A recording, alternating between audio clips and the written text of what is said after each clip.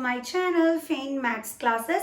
So ഇന്നത്തെ ക്ലാസ്സിൽ നമ്മൾ പഠിക്കാൻ പോകുന്നത് കമ്പാരിങ് ക്വാണ്ടിറ്റീസ് ചാപ്റ്ററിൽ എക്സസൈസ് 7.2ലെ ക്വസ്റ്റ്യൻ നമ്പർ 5 ആണ് ഇന്നത്തെ ക്ലാസ്സിൽ നമ്മൾ ഡിസ്കസ് ചെയ്യുന്നത്. ഓൾഡ് ടെക്സ്റ്റ് ബുക്ക് ഉള്ളവർക്ക് എക്സസൈസ് 8.2ലെ ക്വസ്റ്റ്യൻ നമ്പർ 11 ആണ് കേട്ടോ.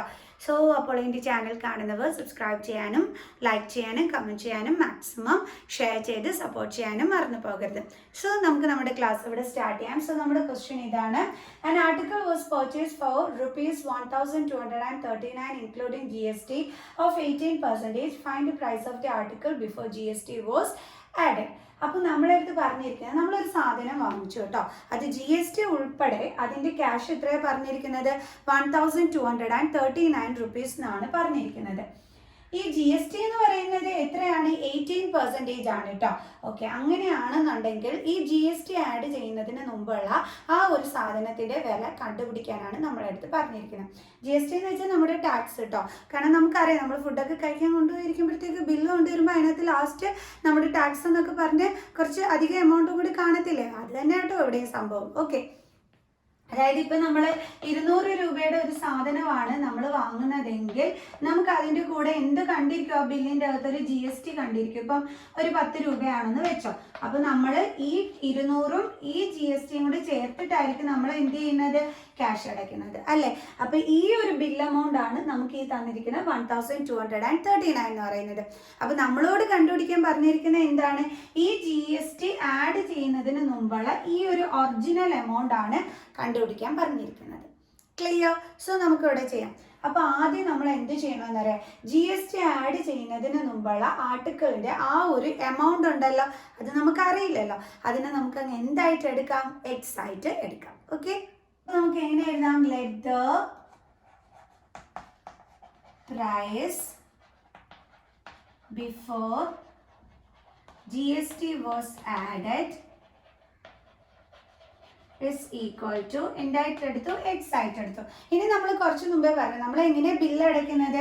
ആ സാധനത്തിന് എത്ര രൂപയാണോ അതിൻ്റെ കൂടെ നമ്മൾ എന്ത് ചെയ്യും? ടാക്സും കൂടി ചേർത്തിട്ട് ആണ് നമ്മൾ എന്തടയ്ക്കുന്നത്? നമ്മുടെ ബിൽ എമൗണ്ട് അടയ്ക്കുന്നത്. ആ ബിൽ എമൗണ്ട് എന്ന് പറയുന്നത് ഇവിടെ എത്രയാണ്?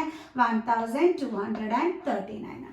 കുറച്ച് മുമ്പേ നമ്മൾ പറഞ്ഞില്ലേ, അതായത് നമുക്കൊരു 299 റുപ്പീസ് ആണ് ബർഗറിനെങ്കിൽ നമ്മൾ ചിലപ്പോൾ നമുക്ക് 299 റുപ്പീസ് എന്ന് പരസ്യം കണ്ടിട്ട് നമ്മൾ ചെല്ലുമ്പോൾ അവർ പറയും GST ഉണ്ട്, അതൊരു 100 രൂപയുണ്ട്, അതും കൂടി ചേർത്തിട്ട് നമ്മൾ ഇതാ ഈ ഒരു എമൗണ്ട് ആണ് അടയ്ക്കേണ്ടുള്ളതെന്ന് പറയും അല്ലേ?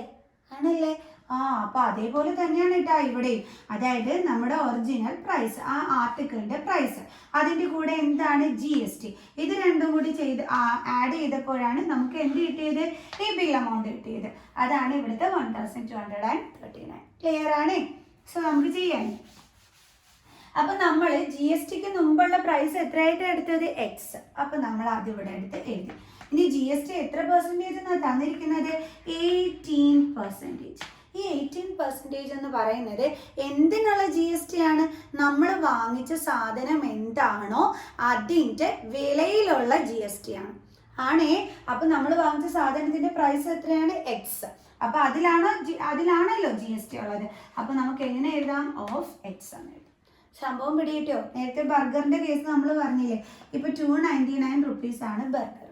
ഓക്കെ, ഇതിനല്ലേ നമ്മൾ GST കൊടുക്കുന്നത്? ആണോ? അതേപോലെയാണ് ഇവിടെയും. നമ്മൾ എന്താണോ നമ്മുടെ ആർട്ടിക്കിളിൻ്റെ പ്രൈസ് അതിനാണ് നമ്മൾ GST കൊടുക്കുന്നത്. അപ്പം നമ്മൾ പെർസെൻറ്റേജ് തരുന്ന ഒരു കാര്യമാകുമ്പോൾ നമ്മൾ എങ്ങനെ എഴുതും? 18% ഓഫ് ആ പ്രൈസ് എന്താണോ അത്. കണ്ടോ? ആ പ്രൈസ് എക്സ് ആയിരുന്നു, അപ്പോൾ നമ്മൾ എക്സ് എന്ന് കൊടുത്തു. ഇസ് ഈക്വൽ ടു എത്രയെന്ന് എഴുതാം? 1239. കണ്ടോ? ഡേറ്റിയാ. ഇനി നമുക്ക് എങ്ങനെ എഴുതാം? എക്സ് പ്ലസ് 18% എന്ന് പറയുമ്പോൾ എപ്പോഴും പറയും പെർസെൻറ്റേജ് കൂടെ കണ്ട ഡിവൈഡഡ് ബൈ 100 എന്ന് എഴുതണമെന്ന്. ഓഫ് എന്ന് പറഞ്ഞാൽ എന്താണ്? Into. X is equal to 1239. That is x plus ഇത് കട്ട് ചെയ്തോടെ 2 ടേബിൾസ് ഉണ്ട്. 50 × 200, 9 × 2 80. ഇനി നമുക്ക് കട്ട് ചെയ്യാൻ പറ്റുമോ? ഇല്ലല്ലോ. അപ്പോൾ നമുക്ക് എന്ത് ചെയ്യാം? ബാക്കി ചെയ്യാം. അപ്പോൾ ഇനി ബാക്കി ഇവിടെ എന്താ ഉള്ളത്? 9/50 × x. അതായത് 9 × x എത്ര കിട്ടും? 9x/50. ഇതാണ് നമുക്കുള്ളത്. = 1, 2, 3, 9. എങ്ങനെ ചെയ്യും നമ്മൾ? ഇവിടെ നമുക്ക് ഡയറക്റ്റ് ആഡ് ചെയ്യാൻ പറ്റുമോ ന്യൂമറേറ്ററിന്? ഇല്ല. എന്തുകൊണ്ടാണ്? ഇവിടെ ഒന്നും ഇല്ലെങ്കിൽ അടിയിൽ എന്തുണ്ട്? ഡിനോമിനേറ്റർ 1 ഉണ്ട്. സോ ഡിഫറെൻറ്റ് ഡിനോമിനേറ്റർ ആണെങ്കിൽ നമുക്ക് ന്യൂമറേറ്റർ തമ്മിൽ ആഡ് ചെയ്യാൻ പറ്റുള്ളൂ. അപ്പോൾ പിന്നെ എന്ത് ചെയ്യും? LCM കാണും. 1 × 50യുടെ LCM എന്താണ്? 50 ആണ് അല്ലേ? അപ്പോൾ നമ്മൾ ഈ 1നെ ചേഞ്ച് ചെയ്ത് 50യിലോട്ട് മാറ്റാൻ വേണ്ടി ഇൻറ്റു 50 ചെയ്യും. ന്യൂമറേറ്ററിലും ഇൻറ്റു 50 ചെയ്യും. അപ്പോൾ നമുക്ക് എത്രയാണ് കിട്ടുന്നതെന്നുള്ളത് ഇനി നമുക്ക് എടുത്ത് എഴുതാം കേട്ടോ. ഓക്കെ, അപ്പോൾ നമുക്ക് ഇതൊക്കെ മായ്ച്ച് കളയേണ്ടി വരും.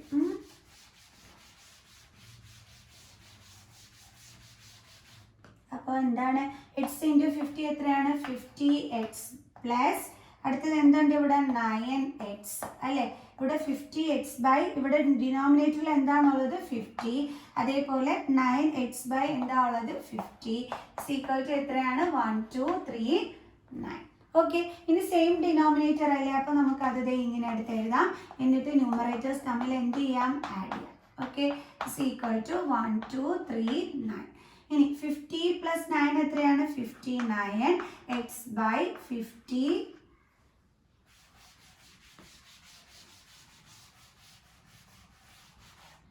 59x by 50 is equal to 1239. ഇനി എന്ത് ചെയ്തായി? 50യും 1239 കൂടി തമ്മിൽ ക്രോസ് മൾട്ടിപ്ലൈ ചെയ്യും. അപ്പോൾ 59x is equal to 1239 into 50. ഇത് മൾട്ടിപ്ലൈ ചെയ്യേണ്ട കേട്ടോ. നമുക്ക് ദേ ഇവനെ പിടിച്ച് അപ്പുറം കൊണ്ടുവന്നിട്ട് എന്താണെന്ന് വെച്ചാൽ ചെയ്യാം. അതാണ് ഈസി. ഓക്കെ, അപ്പോൾ നമുക്ക് ഇവിടെ എന്താ വേണ്ടുള്ളത്? എക്സിൻ്റെ വാല്യൂ. അപ്പോൾ x is equal to 1239 into 50 divided by, അതായത് ഇവിടെ ഇൻറ്റു ആണ്. അപ്പോൾ ഇതിനെ ട്രാൻസ്പോസ് ചെയ്യുമ്പോൾ 59 എവിടെ വരും? ഡിനോമിനേറ്ററിൽ വരും. കണ്ടോ? ഇനി നമുക്ക് എന്ത് ചെയ്യാം? കട്ട് ചെയ്യാൻ വല്ലതും ഉണ്ടോ എന്ന് നോക്കാം അല്ലേ? നമുക്ക് നോക്കാം. 59ൻ്റെ ടേബിൾസിൽ 1 2 3 9 ഉണ്ടോ എന്നൊന്ന് നോക്കാം. Okay, 1 2 3 9. 59 into 2. 9 2s are 18. 1 5 2s are 10 plus 11. Okay, അപ്പോൾ ഇവിടെ 118. അപ്പോൾ ഇത് മൈനസ് ചെയ്യുമ്പോഴത്തേക്ക് നമുക്ക് 5 കിട്ടും. പിന്നെ ഇവിടെ എന്തുണ്ട്? 9. കിട്ടിയല്ലോ. 59 1s are 59. സോ അപ്പോൾ നമുക്ക് ആൻസർ എത്രയാണ് കിട്ടിയത്? 21. സോ അപ്പോൾ ഇതും കട്ട് ചെയ്യാൻ പറ്റി 21. സോ ഇനി അപ്പോൾ എന്തൊക്കെയേ ഉള്ളൂ നമുക്കിവിടെ ബാലൻസ് ആയിട്ട്? x is equal to 50 into 21 അല്ലേ? 21 into 50 ഡിവൈഡഡ് ബൈ എന്താണ്? 1 ആണ്. അതിന് വാല്യൂ ഇല്ല. So 21 into 50. അപ്പോൾ x is equal to എന്താ ചെയ്ത് നോക്കിയാൽ മതി? 21 into 5 ചെയ്ത് നോക്കിയാൽ മതി. 5 1s are 5 5 2s are 10. So 105. പിന്നെ ഇവിടുത്തെ ഈ ഒരു 0. അപ്പോൾ എക്സിൻ്റെ വാല്യൂ എന്താ കിട്ടിയത്? 1050. ഈ എക്സ് എന്തായിട്ടായിരുന്നു നമ്മൾ എടുത്തിരുന്നത്? പ്രൈസ് ബിഫോർ GST അല്ലേ? അതായിട്ടായിരുന്നു നമ്മൾ എക്സ് എടുത്തിരുന്നത്. അപ്പോൾ നമുക്ക് എങ്ങനെ എഴുതാം finally? therefore price before GST was added is equal to എത്രയായിരുന്നു? 1050 rupees. ഇത്രയേ ഉള്ളൂ സംഭവം. എളുപ്പമല്ലായിരുന്നോ? ഓക്കെ ആണ്. അപ്പോൾ നമുക്ക് എന്ത് ചെയ്യാം? നെക്സ്റ്റ് ക്വസ്റ്റ്യനുമായിട്ട് അടുത്ത ക്ലാസ്സിൽ കാണുന്നത് വരെ ബൈ ബൈ.